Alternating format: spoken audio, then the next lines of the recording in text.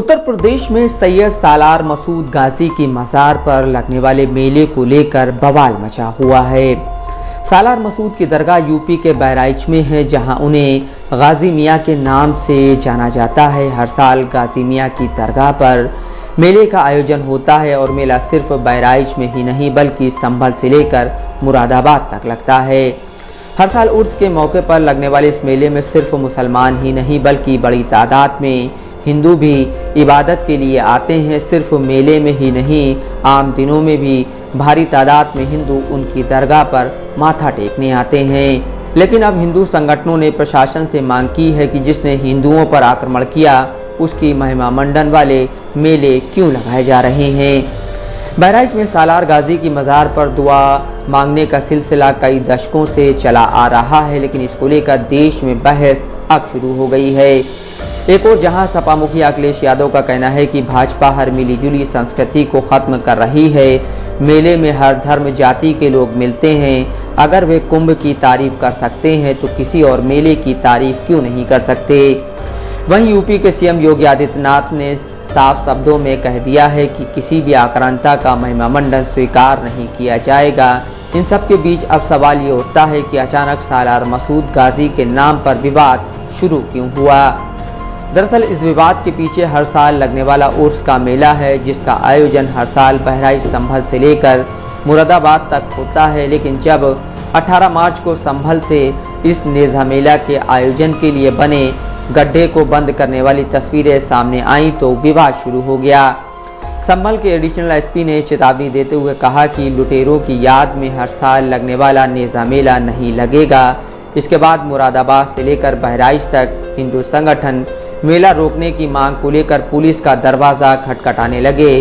विवाद बढ़ा तो यूपी सरकार और विपक्ष आमने सामने खड़े दिखाई देने लगे। सहारनपुर से कांग्रेस के सांसद इमरान मसूद सैयद सालार गाजी को सूफी संत बता रहे हैं, तो वहीं यूपी में बीजेपी के नेता उन्हें आक्रमणकारी बता रहे हैं। लेकिन अब ये सवाल है कि सैयद सालार मसूद संत थे या फिर आक्रमणकारी। सैयद सालार मसूद गाजी के बारे में जो इतिहास मिलता है उसके मुताबिक वो 11वीं सदी के एक मशहूर ऐतिहासिक और अर्ध पौराणिक व्यक्तित्व थे। उनका जन्म अजमेर में हुआ था और उनका देहांत उत्तर प्रदेश के बहराइच में हुआ था। उन्हें आमतौर पर सुल्तान महमूद गजनवी का भतीजा बताया जाता है, जो उस समय के गजनवी साम्राज्य का शक्तिशाली शासक था।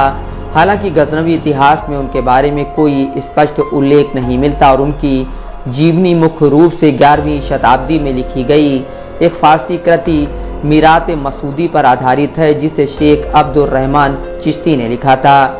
यह ग्रंथ ऐतिहासिक तत्वों के साथ साथ किंवदंतियों का मिश्रण माना जाता है, इसलिए उनकी कहानी में कई विवाद और अस्पष्टताएं हैं। सैयद सालार मसूद गाजी का जन्म अजमेर में हुआ था और कहा जाता है कि उनके पिता का नाम सैयद सालार साहू था, जो महमूद गजनवी की सेना में एक सेनापति थे। कुछ कथाओं के मुताबिक सालार साहू ने महमूद गजनवी की बहन से शादी की थी, जिससे मसूद उनके भांजे हुए। हालांकि इस संबंध की ऐतिहासिक पुष्टि नहीं है। मसूद को एक योद्धा और धार्मिक व्यक्तित्व के रूप में प्रस्तुत किया जाता है, जो इस्लाम के प्रचार और गजनवी साम्राज्य के विस्तार के लिए भारत आए। 11वीं सदी की शुरुआत में मसूद ने अपने मामा महमूद गजनवी के साथ या उनके बाद भारत के विभिन्न हिस्सों में सैन्य अभियान चलाए। कहा जाता है कि बहुत कम उम्र में करीब 16 साल की उम्र में उन्होंने मुल्तान, दिल्ली, मेरठ और कन्नौज जैसे क्षेत्रों पर जीत हासिल की। उनकी सैन्य गतिविधियां मुख्य रूप से उत्तर भारत में केंद्रित थीं। कुछ स्रोतों में उन्हें एक क्रूर आक्रांता और लुटेरे के रूप में चित्रित किया गया है, जो मंदिरों को नष्ट करने और स्थानीय शासकों को हराने में शामिल था।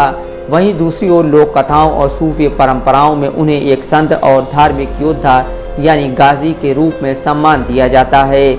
मसूद की सबसे मशहूर घटना बहराइच का युद्ध है, जो 1033 या 1034 ईस्वी में हुआ। इस युद्ध में उनका मुकाबला श्रावस्ती के राजा सोहेल देव से हुआ, जो एक शक्तिशाली स्थानीय शासक थे। कथाओं के मुताबिक सोहेल देव ने 21 पासी राजाओं के साथ गठबंधन बनाया और बहराइच में मसूद की सेना को करारी शिकस्त दी। इस युद्ध में मसूद घायल हो गए और आखिर उनकी मौत हो गई। मरने से पहले उन्होंने अपने अनुयायियों से कहा कि उन्हें बहराइच में एक पवित्र जलाशय के पास दफनाया जाए। उनकी मौत के बाद उन्हें गाजी यानी धार्मिक योद्धा की उपाधि दी गई, क्योंकि वे इस्लाम के लिए लड़ते हुए मारे गए थे। मसूद की मौत के बाद उनकी कब्र बहराइच में एक महत्वपूर्ण तीर्थ स्थल बन गई। 12वीं शताब्दी तक उन्हें एक सूफी संत के रूप में सम्मान मिलने लगा। 1250 ईस्वी में दिल्ली के सुल्तान नसीरुद्दीन महमूद ने उनकी कब्र पर एक मज़ार बनवाई, जो बाद में दरगाह के रूप में मशहूर हुई। ये दरगाह आज भी हिंदू और मुस्लिम दोनों समुदायों के लिए आस्था का केंद्र है। खासकर मई के महीने में यहाँ एक वार्षिक मेला लगता है, जिसमें बड़ी तादाद में श्रद्धालु भाग लेते हैं। आश्चर्यजनक रूप से इस मेले में आने वाले ज़्यादातर लोग हिंदू होते हैं, जो मसूद को बाले मियाँ कहकर पुकारते हैं और उनकी कथित चमत्कारी शक्तियों में यकीन करते हैं। सैयद सालार मसूद गाजी की छवि को लेकर इतिहासकारों और समाज में मतभेद है। एक और कुछ लोग उन्हें महमूद गजनवी के अभियानों से जोड़कर एक आक्रांता मानते हैं, जिसने भारत में लूटपाट और हिंसा फैलाई। खासकर सोमनाथ मंदिर पर हमले जैसे अभियानों से उसका नाम जोड़ा जाता है, हालांकि उनकी इसमें प्रत्यक्ष भूमिका सिद्ध नहीं है। दूसरी ओर लोक परंपराओं में उन्हें एक सूफी संत और हिंदू मुस्लिम एकता का प्रतीक माना जाता है। 19वीं शताब्दी में ब्रिटिश प्रशासक विलियम हेनरी स्लीमन ने भी उनकी दरगाह पर हिंदुओं की श्रद्धा को देखकर आश्चर्य व्यक्त किया था।